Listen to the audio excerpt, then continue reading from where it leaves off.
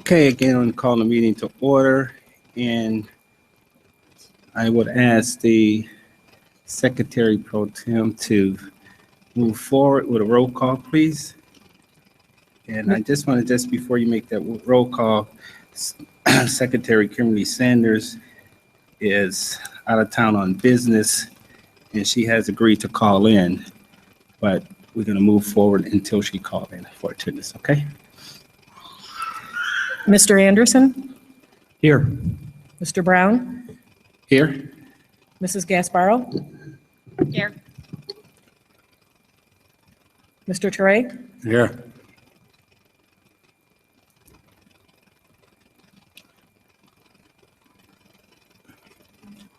And Secretary Pro Tem is here? Did you say Dr. Hall? Dr. Hall? Mrs. Sanders? Okay, let us stand for the pledge.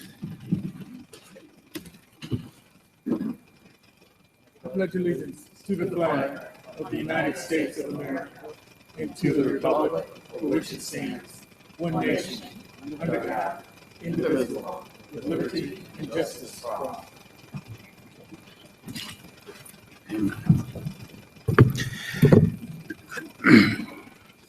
Okay, we're going to move into the public section of our agenda. Right at this point, I have one public comment, and that is by Mary Bragg, and regarding negotiations. Are there any more or additional public comments? No, sir. Okay. Good evening, Board of Education and Good evening. Administration.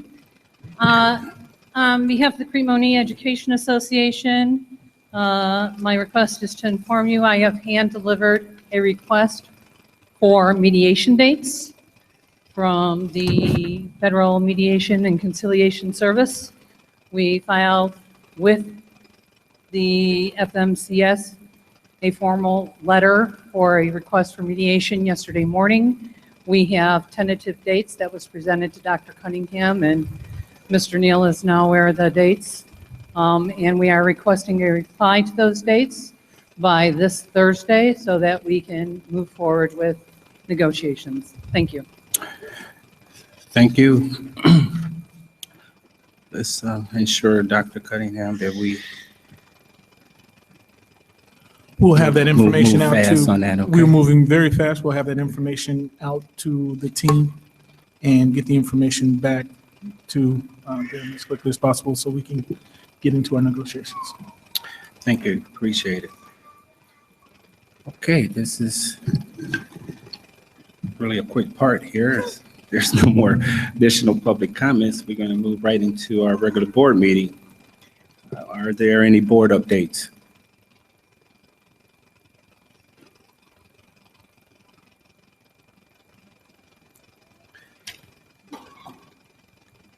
All righty. If not, we're going to move right into the administrative updates, starting with our superintendent. Good evening. In our policy and educational committee meetings during the school years, we discussed gifted and accelerated education. At the end of those discussions, the administration was asked to investigate gifted education. I researched the topic and found many different definitions ranging from acceleration of students to testing to determine giftedness.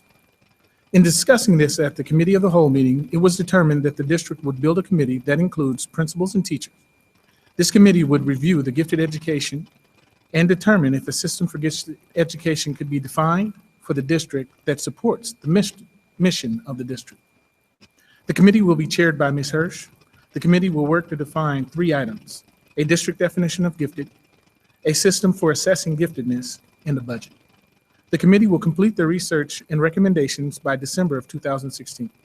If plans from the committee are viable as determined by the administration and the Board of Education, the district will pilot a system in the 2017-2018 school year. We will ensure that our parents and community continue to be informed about the committee and the results of the work of the committee. Thank you. This gifted program and discussion, is that from what age span, what grade level? Right now, what we will be looking for is from first grade to fifth grade. So presently, we do not have any type of gifted program within our district. Presently, we don't have a specific gifted program listed, but our teachers in first through fifth grade use what's called differentiation of instruction to make sure that they're meeting the needs of each individual student. They've worked very hard at meeting that. I'm proud to say that in looking at our scores from the measures of academic progress, that our teachers are making sure that our students are meeting their yearly growth goals. Many are exceeding. Okay. I got a comment on it. For Laura, please don't become the Illinois State Legislature and try to define gifted for the next 9 months. You know, let's get to the nitty-gritty here and come up with a common sense definition of a gifted child. Put that in place and then work on the program, please. You know, the state is going to have another commission on school funding. They got 4 or 5 blue ribbon panel things sitting on the shelf. You know, I don't want to get into that kind of situation where we're going to argue to death about what is a gifted child. You know, just let's use some common sense and, you know, get this thing done, okay? And give these young men and ladies, boys and girls rather, an opportunity to be challenged at every possible level and be the next leaders and innovators and inventors and all the things that they have the potential, God-given potential to do. Let's not waste a lot of time with it, okay? Thank you. Okay. Any further comments on the gifted discussion by our superintendent?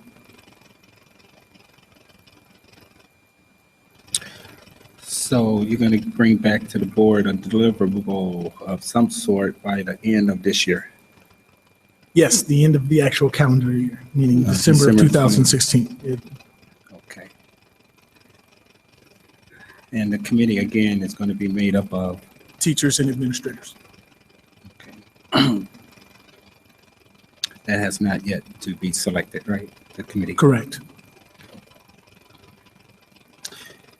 Could you give the board an update as you go along, as opposed to waiting till December 2016, the end of the year? Yes, sir. We can give an update in our committee of the whole meetings. Great. Thank you, sir. Moving forward to our administrative updates is our HR resources department. Thank you, sir. I believe this first one's actually Dr. Cunningham's because this had to do with the job descriptions that you had the board review. We have additional information on the job descriptions that I gave at the committee of the whole. I know you guys had homework and we were supposed to get it all in and into your hands. I'll be sending that out this evening once we finished, and I will have a date on it that I hope to get all the input that I can from those descriptions from you guys. And I appreciate all the work that you're doing and getting back to me. Thank you so much. Okay, do you want to reaffirm the deliverable date from the board? Do you know that date offhand that you wanted the information back to you from us? I don't have it offhand. I'll send it in the email where I get the additional job description.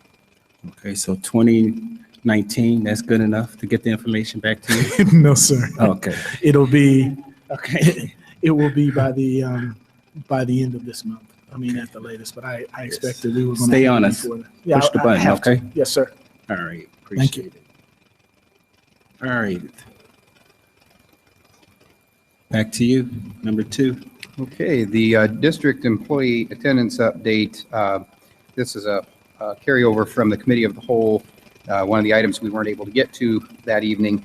And my understanding was this was just some clarification on the summer schedule and how we track employee hours to make sure they're coming in on time, leaving on time, and that we're properly tracking things. And this is what was shared with me. So back in April, a memorandum was issued by the HR department that indicated the summer schedule. And as most people know, the central office staff, 12-month administrators and so forth, go on summer hours during the summer, which is 7 to 5, Monday through Thursday. So we can close the district on Friday and still get our 40-hour work week in.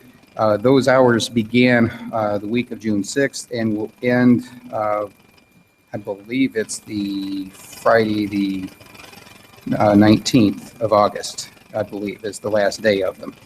And this has been an ongoing tradition in the district, and I don't know all of the insights behind when it got started. If you can hold on just one Sorry. second, I believe that's the call-in. Hello, Mrs. Sanders? Yes. So she's live. You have entered right as we are at updates B, human resources, number 2, employee attendance information. We thank you for joining us. We know you're out of state on your job doing work. No problem, no problem. Can you hear? Can you hear her now? Okay. I'm going to go. Document the, And the time that you've entered has been documented by the Secretary Pro Tem. And Dr. Cunningham, there is a microphone there if you wish to use that so she can be heard on the record. You all set? Yes, I can hear you guys. Thank you. ask her if she can go on mute on her side unless she has to talk, because we're getting a lot of feedback and background noise. Mr. Brown, President Pro Tem asked if you could put yours on mute until you needed to talk, because we're getting a lot of background noise. Yes, I just did. Thank you so much. Okay, sorry. Absolutely HR. fine. So anyway, that's the story behind the 4-day work week, and how long that will be continuing. Each year, I ask the superintendent and the cabinet if we want to continue doing this, and if so, when. And so far, the response has been to continue doing what we've been doing in the past, but each year it does get reviewed. So how long we're going to do it, what we're going to do with this schedule. So just a little background on that. The other question had to do with, are we tracking, do we have a way of knowing if employees arrive on time, if employees are in fact there for the full workday?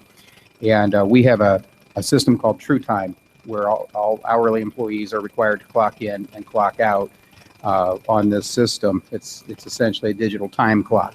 And so that is how they get paid. At the end of the week, they submit a timesheet electronically to their supervisor. Their supervisor has to verify that those are the hours that they worked. Then the timesheet is submitted to payroll by the supervisor, and the employee gets paid for those hours. So if there's issues with an employee not showing up on time or an employee not working their full hours, they're going to show up through that system and also through the supervisor's responsibility to keep an eye on what's going on in their areas. So unless there's other questions, those were the two issues I was asked to just give a little information on. So if there's anything further, just, please feel free to ask. Anybody else have any, or anyone have any issues or anything they would like to share regarding this topic?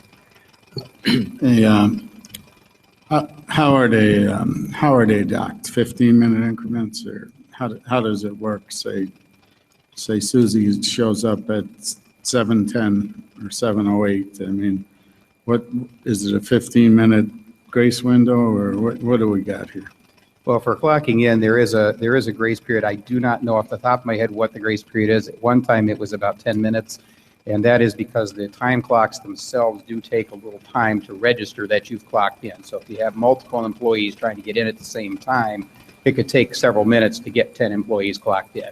So people wouldn't get in trouble. There is a window there for them to clock in. If there is a report or there is a problem, then it is incumbent upon the supervisor to try to visually or personally verify whether an employee is coming in late and those types of things. Essentially, what True Time does is it pays you for the time worked, and if you don't work it, you don't get paid. And so if you clock out 2 hours early, it's going to dock you 2 hours. I mean, it's a pretty straightforward system. It pays you for when you're clocked in.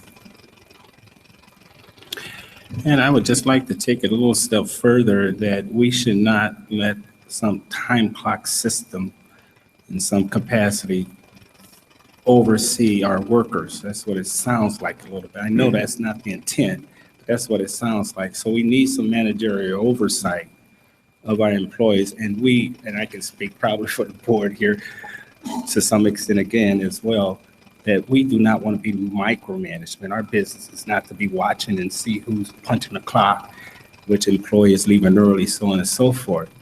But then the whole point of employees is that they get paid for X amount of hours, and they ought to provide us that service for X amount of hours. That should be with any corporation.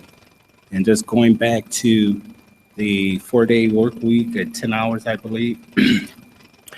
Again, we are a 12-month a year operations, basically 24/7 in some capacity. These schools are here for 24 hours a day.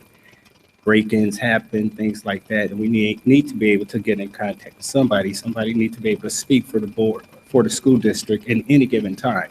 So is the 4 days okay? Yeah, I don't see a problem with it at this point. But again, you guys need to revisit this maybe on a managerial point and say, you know what, do we provide the adequate coverage that we need for that 24/7 operation? Okay, because our management team is not punching the clock. And, No, I can be the first to tell you, I know that feeling where I get called at 2 or 3 o'clock in the morning and will not hesitate to respond. It And I've just had, comes I've with the had nature. similar calls myself, and I Sure. know that, you know, Sure. any of the central administrators And are we should certainly- we should not be getting back responses from the admin team on a Friday when that's supposedly is your day off, you guys' days off, and say, you know what, we're off today. It shouldn't be an automatic response from your email that you're off today. Somehow, that's a gap. That's a gap in my opinion. Somehow, you know, I'm not telling everybody needs to, you know, on the admin team to be readily available, but nonetheless, we need to be able to contact you guys, someone. I'm putting it back on our superintendent, someone 24/7 if need be. And I don't So know I if think Dr. we need to- Cunningham wanted to comment on that, but I agree with you. And like I said before, our supervisors have responsibility for the employees who are assigned to them and who they're assigned to supervise. And if there is that expectation and accountability through evaluation that they are, monitoring that. Some of the employee evaluations, not all at this point, but some of the employee evaluations have punctuality and attendance as a portion of their evaluation as well. And so it is monitored. The true time is not the end all be all, but it is how they get paid. So the incentive to be there is there. If you're not there, you're not going to get paid. And so that's why I pointed that out as the initial. But yes, we do have an expectation our supervisors are doing their job too. Okay. And when you talk about Friday, I do have an email that actually automatically says that I am not in the office and goes through the numbers. But I'm sorry to say this, I'm always checking my email. And I get back to people as soon as we can on issues, and anytime that there's an issue or a concern, my whole team has done that, whether it's Friday, Saturday, or Sunday. And many times, most of the summer, we can run into somebody or run into all of each other on a Friday or a Saturday in the office. We got work to do, we don't get it done. Okay. And when you signed the contract to become our superintendent, you signed your life away. I just want to let you know that. Okay? Yes, sir. All right. I think to some extent he's quite aware of that. No vacation, no personal time. It's just, great. All right. So we got the district employee attendance update and the date for the legal update from you, Lyle. I don't have the date. I believe tonight we were going to try to set a date. Actually, that's for our Board of Education, how we wanted to, remember we had come up with a quarterly legal update that we were going to have our attorneys do, and we were looking for a day that in August that we could have them do that. Talk to the,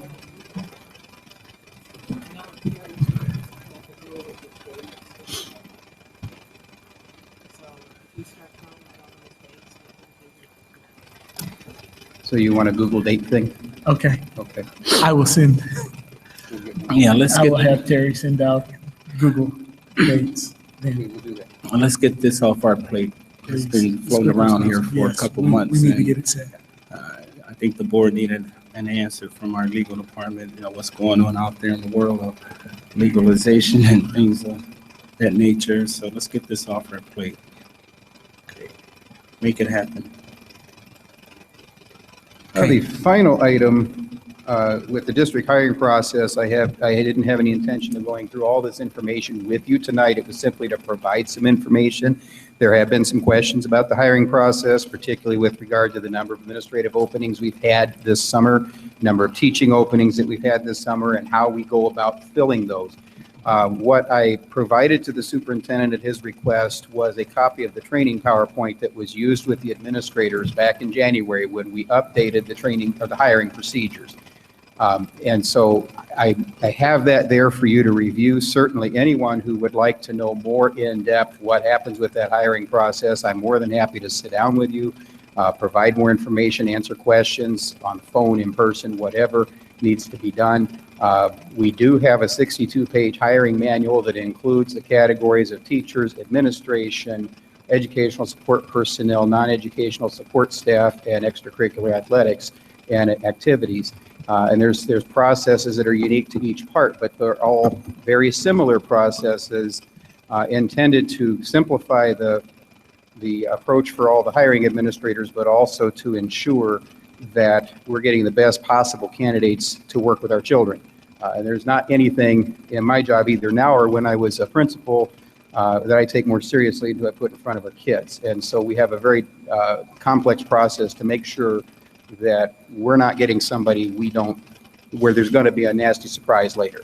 So that's essentially what that information is for. So you can peruse that, and if there are other questions, I stand ready to respond anytime. Following that, I had 4 calendars that I put in here, just sample calendars, just to give you an idea of how the hiring process, the time that the hiring process takes to do it legally and properly the way we have to. So you have a sample teacher hiring schedule is the first one. There's 10 days we are required by contract to post a position. Now, we can look at applications, we could even do a little interviewing, but we cannot make any decisions until that 10-day period is up. By contract, we have to give that period of time. So after that, we've set some interview dates and then some other functions that have to take place to hire a candidate, and that gives you a 16-day time period to hire a teacher. And you multiply that times the number of teachers we have to hire, you understand the magnitude of the task that we have. Obviously, you can multitask, but these calendars don't assume any vacations, any holidays, any interruptions. They don't account for when the board meeting falls. So you get the idea of how complicated and how much time it takes and why we may not always have everybody at the board meeting in June. Some may have to go to July, some may have to go to August, just simply for the sheer magnitude of the hiring process. Now, we do have one alternative. If they look at that second calendar that's on page 28 in your handout, where if the union will agree, and the union has been, CMEA has been very agreeable with this when we've needed it, we can agree to an emergency or a shortened posting period where we can cut that time in half. And so you can see where we have done that this year with some positions so that we can start interviewing a little sooner and try to make decisions a little sooner. If you go to pages 29 and 30, you see the same 2 calendars tied to administrative hiring. Again, just to give you an idea of the things that are involved in it, how much time is required, and why sometimes it may seem like we're dragging our feet when we're really not. What we're trying to do is get everything accomplished, do it correctly, and make sure we put the best, most qualified people we can get in these positions of management authority, as well as in our classrooms. And certainly always, again, willing to answer questions with this. If somebody wants to know why something got delayed, why something got held, just ask. I'm more than happy to discuss it. I don't hide anything, and certainly don't want anybody feeling like we're not trying to staff the district. So this was a concern that was brought up, and I was asked to provide some information. So if there are other questions, I'm happy to answer them. Otherwise, feel free to get in touch with me. I have one question. The position posted, is that internally or externally? Do we have to post internally first? For extracurricular, yes. We would post internally. If we do not get any internal candidates that are qualified for the position, we can then post externally. Most other positions are posted both internally and externally simultaneously. And with a shortened or condensed calendar of only 5 days with the position posted, are we going to be getting enough qualified candidates in, you think, with just 5 days? That is a concern when you do that. And in fact, the union did agree to a shortened posting period for the assistant superintendent position. Unfortunately, during that shortened posting period, we did not get the quality of candidates or enough quality candidates that we needed to go forward with the search. So we still had to take the longer period of time. So like I said, these calendars assume nothing goes wrong. It assumes all the stars align perfectly.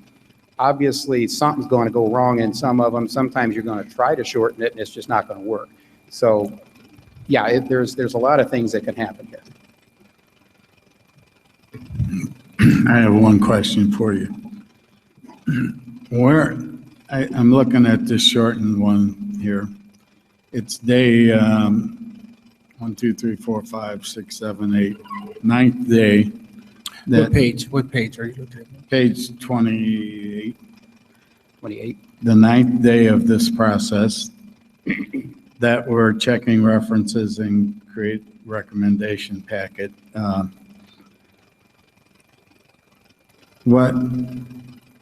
When do you actually look at these people and go to, so do you wait 11 days to go to social media and see if Joe Schmo is, an escaped convict or something? It doesn't, checking references, I understand a letter of recommendation if that's what you're talking about or something. I don't know, but it would seem to me that day one, when you get their name, you should do all these searches, whatever's available to you, and see if that person is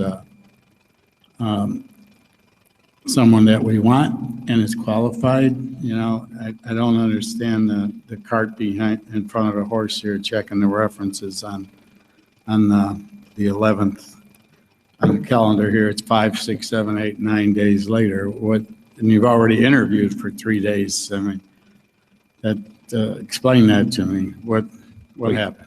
Typically, you're checking references either on your finalist candidate or on your a couple of final candidates. So you might be narrowing down to 2 or 3 people, and that's where you would begin checking references. So again, keep in mind, this is not a hard and fast rule that on this specific day that's going to happen. I mean, honestly, if I'm interviewing on the interview date, I'm checking references, I'm looking online, I'm trying to streamline this as much as I can. Every hiring administrator is going to do this.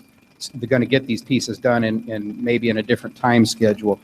There is a requirement that any candidate brought forward that there is an online background check done.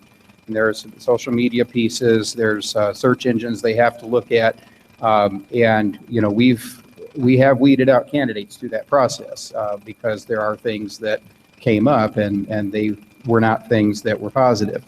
But you're not necessarily going to check references on every candidate who applies. That's entirely too time consuming. We're not just talking about reading a letter. We're talking about making a phone call, talking to somebody. It's not just getting the questions answered. It's hearing how they answer the questions. What's the tone of their voice? Are they hesitating before they answer a question? Are they just giving you dates of employment and their position title over and over again? All these things can tell you something, even though a letter may not. So we do have requirements for them, for our hiring administrators to do a physical phone call, particularly to the most recent employer, to make sure that we're aware of what we're getting. So it may not wait till that particular day. it's plugged in because it is a piece that has to get done. Okay, I would just hate to see you get to 3 people and then you start doing a background on them and 2 of them are, not even people we want, and you've gone through, I don't know, dozen people and, now you got to go back and try to find some people you've already talked to. It would seem that we'd check all this stuff from out the gate, from the horse leaving the gate. Make sure there's somebody we want, they're quality people, and then go through the interview process. To me, it's backwards. Just my personal opinion, sir. Thank you. Understood. And, there are times when you get to the end of that process and you have a couple of finalists and the references aren't good. And so you have to go back and look some more. And again, that's a piece of this process. Like we said, things can happen to, I remember several years ago, we thought we had a really good special ed teacher to hire. All the references were good, but we finally got a hold of the most recent principal, and that reference made it very clear we did not need to hire this person. And we'd interviewed 30 people to get to that point. So sometimes you get to that point, but it's better to know that now and go back to the drawing board, But we didn't vet all 30 that we interviewed completely. We checked what we knew, but we're going to talk to people we know. But yes, the main thing is that we get those checked and we make sure that the people are, in fact, the ones that we want in front of our kids. I think really about that the question that kept coming at us, Lyle, about this is really the timing. And I think it's important that you're able to explain the timing to the board and that we can assure the board that we are not going to drag our feet, nor will we allow our buildings to drag their feet, because the concern that continues to come up is, why is it taking so long? I need you to make sure you address the time and why does it take so long? I think you talked some of that. I think you want to attack that specifically. Well, and I think, honestly, I think what takes the time is what you're seeing here is a perfect scenario. So you have a summer, the rest of the world doesn't stop while you're doing this, and you're doing, the other things have to happen. You can't necessarily interview from sun up to sundown. And so if you have 5 or 6 positions available, you're trying to get all this in as quickly as you can. It's not that you're not doing the work, it's just the work is there's a magnitude to it. We are getting fairly close to having candidates for most of our administrative positions. We couldn't get them all for tonight, again, because of the magnitude and because of the sheer number of them. But we are, unfortunately, the world doesn't operate perfectly. And so when something does come up, or you get that phone call from a parent that you have to respond to now, or, any number of things come up, it does interfere with spending all of your time, hiring. So I don't know if that's everything that Dr. Cunningham wants me to mention, but the whole point of this was just to get you to see a perfect scenario and then to understand that very few of them are perfect. And you're doing some simultaneously. If you have 5 administrative openings, you're not doing them in sequence. You're doing them together as best you can. And you're trying to get them all done. And so one may take a little longer because you're doing them all together. And again, I commend you for putting forth the effort, but one of the gaps that it appears that I witnessed through this process was, again, that we want to keep the boat afloat. We want to keep things moving, but yet there was conversations or comments that I believe I heard throughout the last week or so that we were not able to conduct this interview or finish this process because we were not available, or I was off, or he was off, things of that nature. If that's not a true statement, let's let it not become a true statement, that we got to keep it going. So I know, again, I value personal time off in the summer and all of that, but one of your colleagues have to pick up the slack, because it's imperative that we get these positions filled. You know that as much as I do, and everybody else is on this board. So we have to keep it going. And the last comment I would like to make on this is I think there's need to be a tighter fit between the admins and the board when it comes to the selection process. When the interviewing team select a person and all of that energy that goes into that selection process, then it comes to the board who gives their stamp of approval to say yay or nay. That when we say nay, that's a lot of exhausted effort that has been put forward. So at some point, we need to have some canvassing or some conversations to the board up front prior to coming to the board and saying, you know what, this is not going to fly. And as Board Member Teray said, the social media part of it, bring that up front. I think the board here values getting input from the social media. There's a lot of things out there that will help drive a lot of the board members' decision to pick a selected candidate from you guys. So I think even though you may be following some guidelines, you may want to revisit that and say, you know what, checking references and the social media, kind of put it up front, because we are exhausting our time on this candidate if the board is not going to approve it. So there should be some flavor, some type of feeling that this candidate will probably make it through the board before you bring it to us. I would hope, because if not, that's just a lot of wasted time. And now we're back to square one. And I completely agree with what you're saying, and these are conversations that Dr. Cunningham and I are having, particularly as we go forward with things that have occurred, and we're taking it all to heart. So, you know, this is a living process too. As we get feedback from our hiring administrators, as we get feedback from the board, as we're looking at how things are working for us, we will make tweaks and adjustments. So it's not, you know, this is a process that I expect our administrators to follow, because it does make us compliant and make sure we are checking everything and doing our due diligence. But by the same token, it's not set in stone to the point where we can't make changes. I have a comment. Good evening, everyone. One of the concerns I have and I've brought up is this issue, and I've talked with you, Lyle, a little bit, and the superintendent about it. As board members, we get contacted by people who have put in applications, haven't heard anything, don't know, were they selected to go to the next round, interview, didn't hear anything back or anything like that.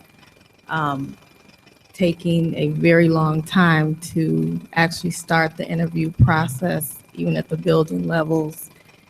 It's starting to become an issue in my eyes. And excuse me, that's why, you know, discussing this is essential. When you came, Lyle, you were asked to create a hiring process, and you did do that.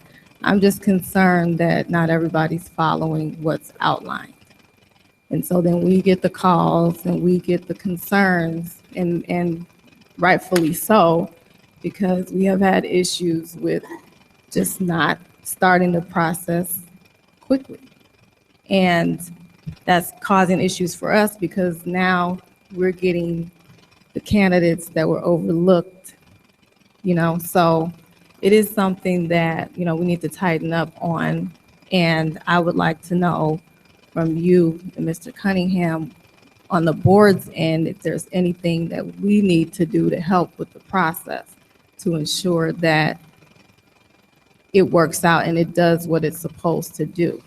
It's like I told you earlier, I want to trust the administration and the recommendations.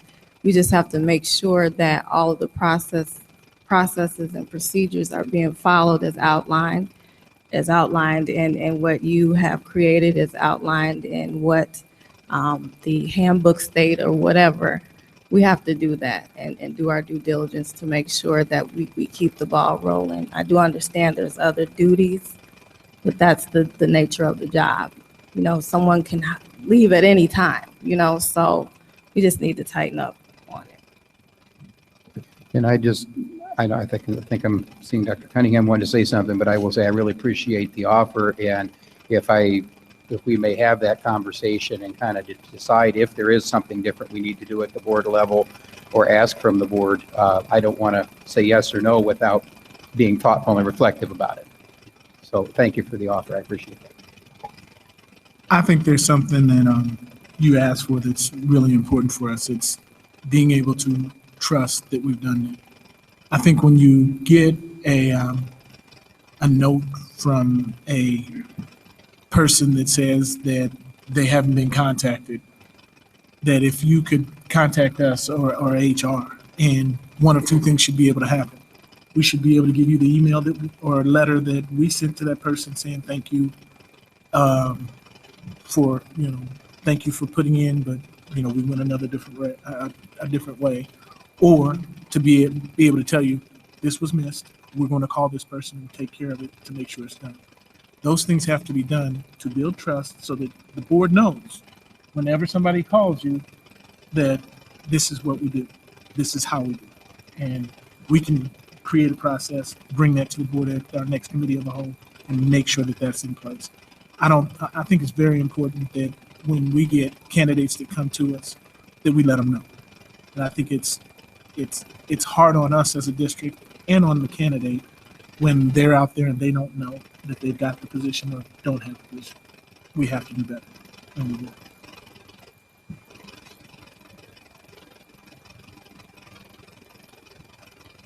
Okay. Any further comments from or just geared towards our HR Hello? department? Yes, go ahead, Kim. Hello? Yes, go ahead, Kim. Okay, I just wanted to ask a quick question. I thought with the HumanX store, is that what it is, Mr. Neal, the HumanX? Yes, we have a HumanX system. Is that the program that we have purchased? HumanX. Yes. Okay, and HumanX, I thought, because we discussed this issue of folks not getting return response. Help me, or just offer more clarity for me, at least. Did we not say that some random letter is generated through the HumanX already? That's not being done. Is that correct? Well, I think you're actually referring to the AppleTrack system, which houses our applications, and we do generate emails at the end of the search to let candidates know that the search is complete and the candidate was selected, and send those out at the end of the search. So yes, that should be being done. So that's AppleTrack? That is AppleTrack. Okay, so the question then of, because there could be two issues. So you're saying that a person applies for the job on AppleTrack, you have 20 candidates, the likelihood, so you bring in 10, and the other 10, do they get a letter that says, hey, you're just not included in this process at all? How do the last 10 who never even got an interview, how are they responded to? Well, like I said, at the end of the process, anyone who applied should be getting the email that says the process is concluded and we have selected a candidate. Different administrators have done different things, and we're tightening that up now. As far as at each stage, we would like to send something out, but we haven't gotten to that extent yet. We just, right now, the one that goes out is at the end of the process. AppleTrack does have more features where we can take steps at each point. It's just getting everything set up so that it's acting properly that takes some time. So we're still working toward that. So that means that the inquiries that we're receiving, they may be falling through some measure of the cracks, I'm guessing. She said the inquiries that we're getting, some of those could be falling through the cracks. It could be. I mean, because I'm wondering, because there are plenty, and specifically with our current hires, and I just, again, it's certainly less than before, but then I question whether we're just not hearing them. But for yourself that was an inquiry I had. Of course, when you first came on board, I had it of Dr. Edison prior to you. So I was just curious if we're obviously getting better.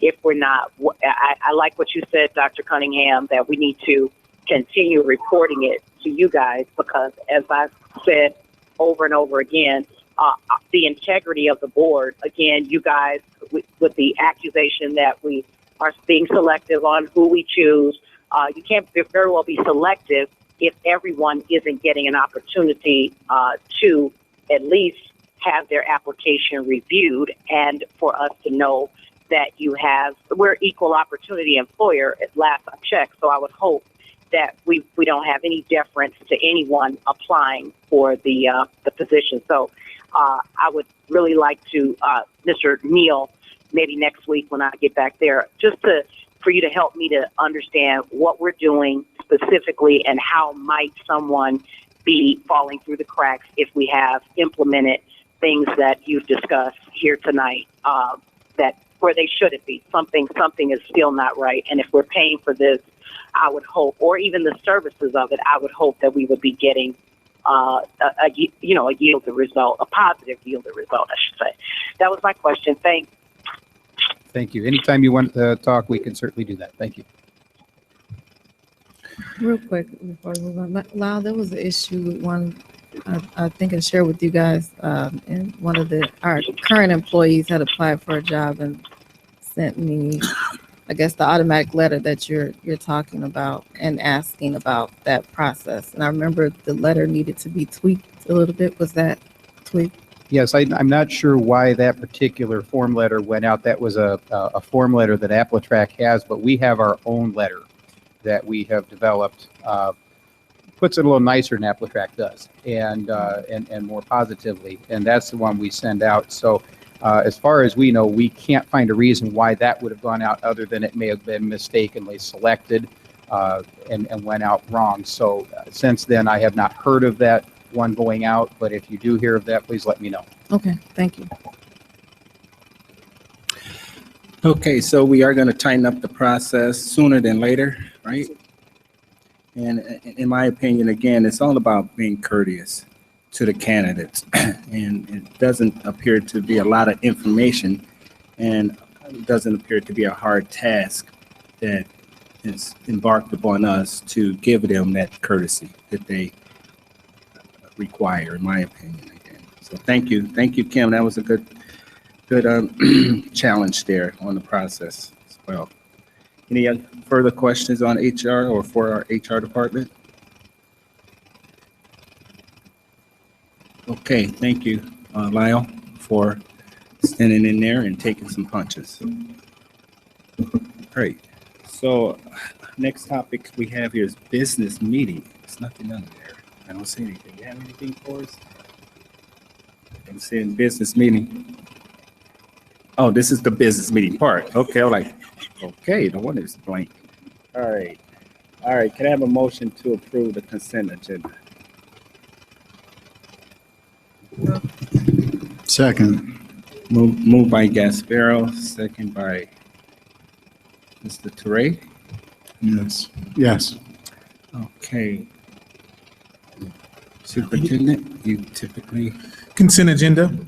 A, Superintendent, regular meeting minutes for June 21st, 2016. 2, Committee of the Whole meeting minutes for July 12th, 2016. 3, Committee of the Whole closed session meeting minutes for July 12th, 2016. 4, approve Board Policy 6:2008, instructional arrangement, fast track. B, for business. 1, approve accounts payable agenda of bills. 2, approve payroll for July 2016. 3, approve treasurer's report. 4, dental benefit report. 5, health benefit report. 6, quarterly interest report.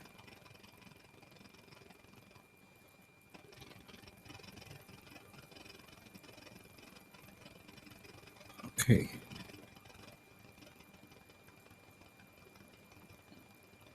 All right, do we have any further discussion on the consent agenda? I'd like to point out, I talked to Dr. Williams earlier today. Mhm. The JP Morgan Chase credit card statements were not on the board packet, as well as the BMO Harris P card statements that were on there were from last month. And I've spoken to her, and she will get me that information when she can. Okay, so is that typically what we're adding to our reports Yes, moving we forward? have, we get since I requested it back in October, we've been getting all the credit card statements.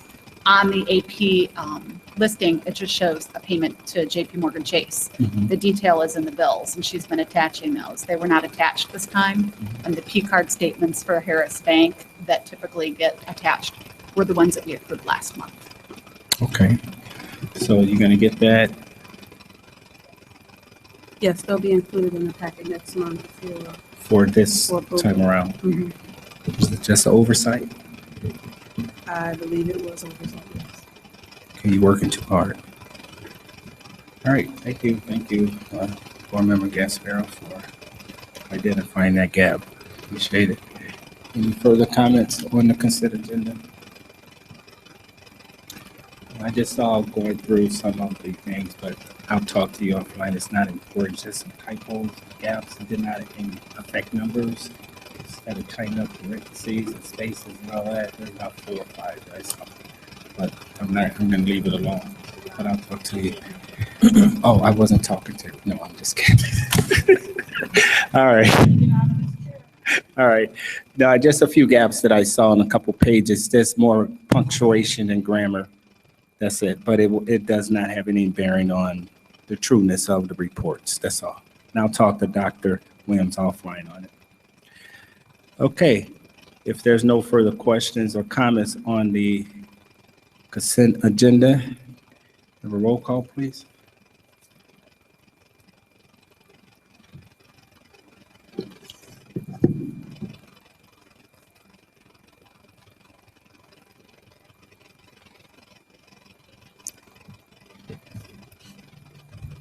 Mr. Teray, Aye. Mrs. Sanders, Are we doing a roll call? Yes, ma'am. Consent agenda. Okay, I'm not hearing anything. They just called you. Okay, but okay. Yes, Dr. Hall? did you say that? That's it. Yes, we got it. Thank you. Aye. Mrs. Gasparo? Aye. Mr. Brown? Aye. Mr. Anderson? Aye. And Secretary Pro Tem, is that aye? Motion passed. Next item is action reports. Human Resource, approval of personnel report. Did you want to What are take you a motion Mr. first? Brown, Or repeat it, please. This is the action report for the Human Resources, the approval of the personnel report. Okay. Move. Second. Moved by Gasparo, second by, is that Mr. Board Member Anderson? Was that second? Okay. Okay. Lyle? Okay, here goes.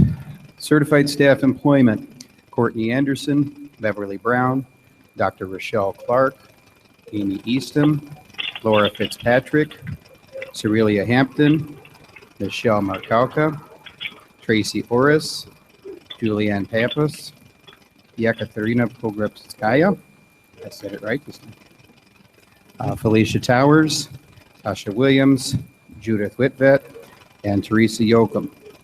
Certified staff reassignment, Michelle Calderoni, Lori Cantor, Judith Pappas, Gregory Schneider, Marjorie Trish, Susan Zasharsky. Certified staff leave of absence, Jontel Perkins.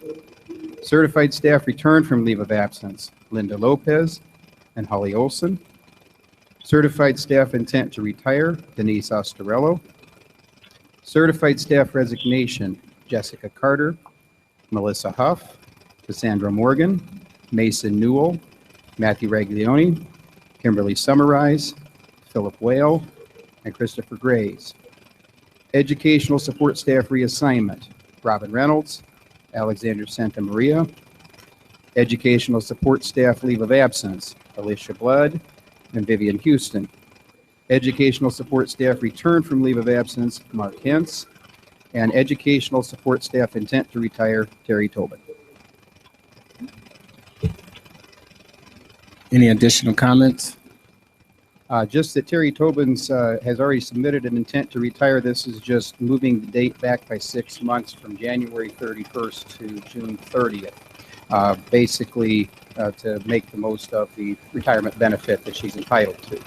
And we are allowed to mutually do that if we choose. Just Okay. have one question. Is this thing working? Hello? Is it working? I don't know if it's working. The light's on. Porch light's on, but nobody's home, I guess. You working now? Okay. All I wanted to ask you is, can you explain how we use the Family Medical Leave Act in our district? I noticed an employee here taking intermittent leave of absence, and it's going from June through December.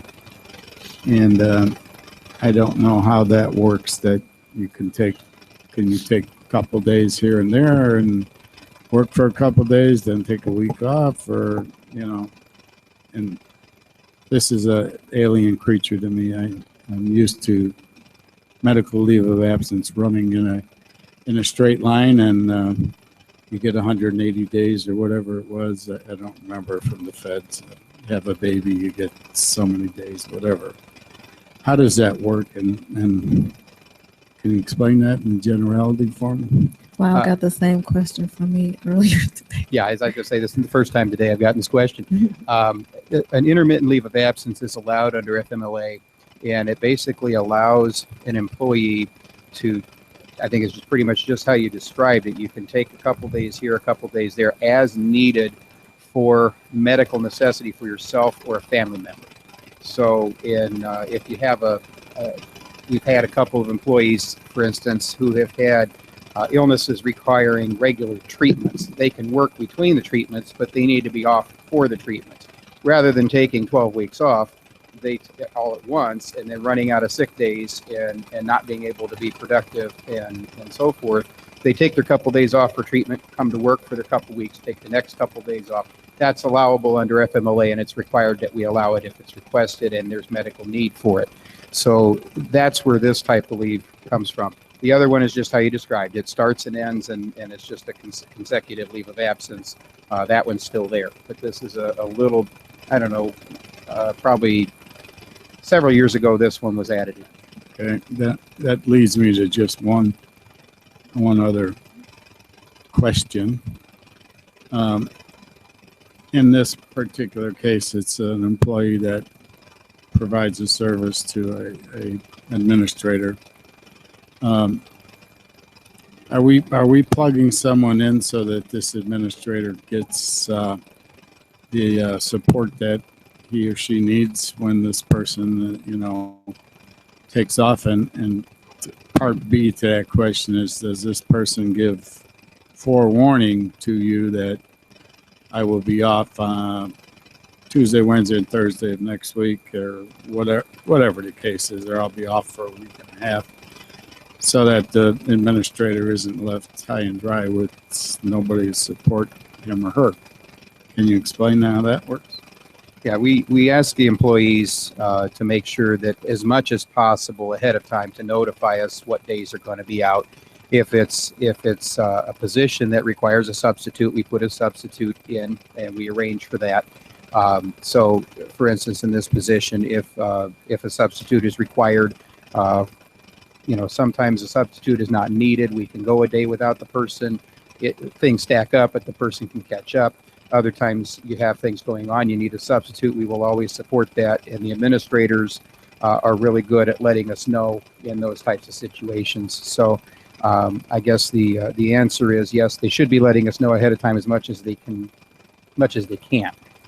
Sometimes you don't always know in advance what's happening or whether you're going to feel right after your treatment or what have you. But as much as they can, they do. Okay. This particular one, without going into detail, is going to be critical very shortly because of what's coming up in the fall. So I would highly recommend that try to get some kind of coordination here and make sure that this position is filled, because it's going to be, Katie bar the door come, what. Okay? So, Absolutely. If please, sir. when assistance is needed, we will support that, Administrator. And how do you keep track of the days? Are they filling out forms? How does that? They call in for the days they don't come in? The staff members are required to enter the days into the IRMA system. It goes into, don't ask me what the acronym stands for, but it's where you enter in your days off. And we track the days, forgive me, we track the days through that system, as well as, through the True Time system, because if they don't clock in, we have to have a reason they didn't clock in or out. Mm-hmm. So there has to be something to cover that. The payroll department tracks the absences, and when they hit a certain level, or when they start getting close, we monitor a lot more closely. So if we're starting to get close to that 60 absence mark, we're monitoring that very closely to make sure that if something more is going on or more time is needed, we have that conversation and we follow proper procedure. Is the FMLA timeframe, is it 12 weeks for a calendar year or 12 weeks for a fiscal year? My understanding is it's a calendar year. It's a calendar year. That's my understanding, yes. So for our profession, our business here, a staff or teacher, I'm just throwing out there, not certified, or certified, or support staff, can start the school year in August. They can take 12 weeks off from August to the end of December, and then take another 12 weeks off from January to May or June. That in our fiscal year, but it just so happened to be calendar year. So it could be up to 24 weeks. If they've taken the 12 weeks in the prior 12 months, they're not eligible. If they haven't worked at least 1,250 hours, they're not eligible. So there are eligibility requirements for FMLA, and there's some other pieces to it that are not sticking in my brain right now. So but there are some things to prevent that. Okay, so those working hours need to be there. Okay. So the working hours are important, but the way that you described it, if somebody did 12 weeks in the fall, and then 12 weeks in the spring, the next fall, they would be out of time, and they would have to wait until the spring before they could start again. Okay, so it is possible to take 24 weeks in any fiscal year? Yes. Okay. In the fiscal year. In that yes, fiscal but that would mean that you're only going to get 12. But you may not need it. Yeah. Okay. But the whole intent is that whoever's taking it need it for whatever reason. Yes, sir. And to be very honest, we haven't had abuse of the system that I'm aware of, at least since I've been in here. People have to provide documentation that they need. They have a medical need for this. There's ways to get medical documentation, but I don't believe we've had a tremendous amount of abuse of the system. This is unpaid. It is paid if they have sick leave. And if they so choose to use it, right? They can choose to use it or not use it. If they have sick leave and choose to use it, it's paid. If they choose not to use it or don't have sick leave, it is unpaid, but the benefits continue. But we have to continue providing benefits at our cost throughout the FMLA leave. But does sick leave count against the 12 weeks? Yes. It does. Yes.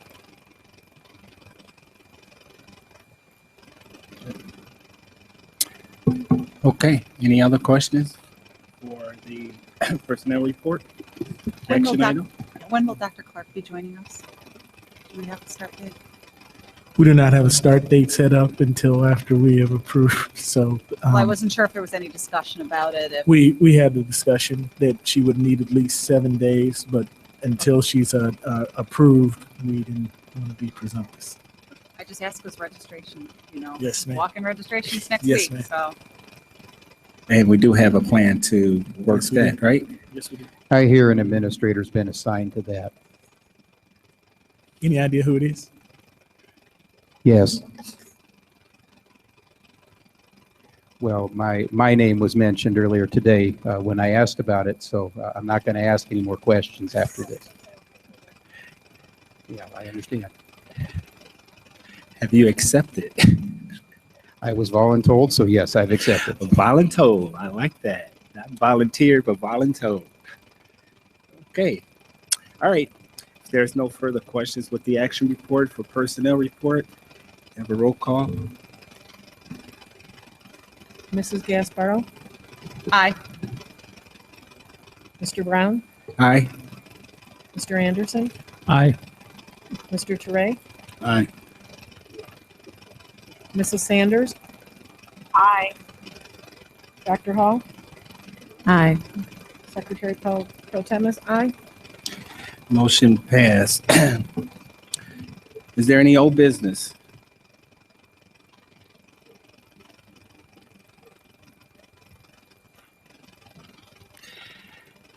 Going once, going twice, going three times. New business? Did you all set a date for the attorney? No, that's work in progress. We talked Okay. about that earlier. Yes, I saw that. You're on old business, is that what you said? New business. Yeah, old business, new business. I'll give you opportunity. Any old business? Oh. Please mute. That's old business. New business? Okay, going once, going twice. All right. I would like a motion to go into closed session for the purpose of personnel evaluation. Moved. Second. Moved by Board Member Therese, Board Member Gasparo. Have a roll call, please.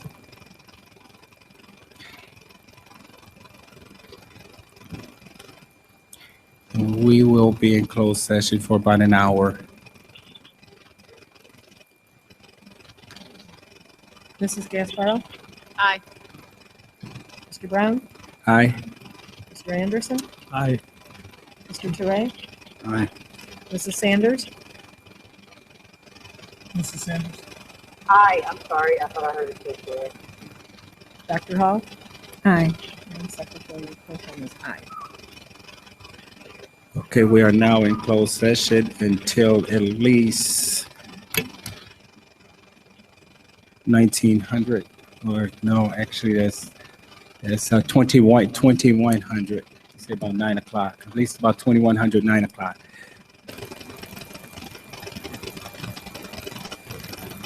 Okay. All righty, can I have a motion to come out of closed session? Second. Okay, moved by Board Member Gasparo, second by Board Member Anderson. All in favor, say aye. Aye. Any nays? Ayes have it. We are out of closed session. Back into open session. Can I have a motion to adjourn? Moved. Moved by Gasparo, Second. second by Dr. Hall and Board Member Anderson. Second by Dr. Hall. All in favor, say aye. Aye. Any nays? Ayes have it. We are now